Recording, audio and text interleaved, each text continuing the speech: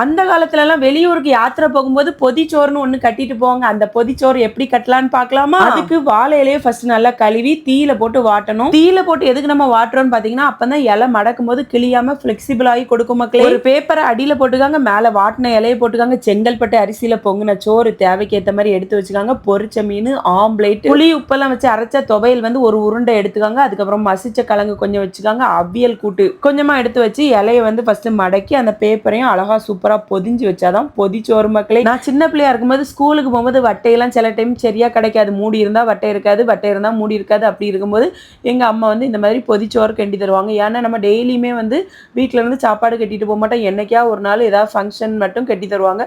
அந்த மாதிரி சாப்பிடும்போது நமக்கு சரியா இருக்கும். வட்டையில தரமாட்டுக்காவலே. ஆனா அந்த மகிமை இப்பதான் தெரியுது. இந்த பொதிச்சோறுல கெட்டி ஒரு தடவை சாப்பிட்டு பாருங்க. காலையிலே இந்த பொதிச்சோறை ரெடி பண்ணி வச்சு மத்தியானம் எடுத்து ஒருக்கா சாப்பிட்டு பாருங்க. அந்த சோறோட அந்த கூட்டு கறிகளை எல்லாம் சேர்த்து விரவி சாப்பிடும்போது அந்த வாழை இலையோட மனமும் வேற லெவல்.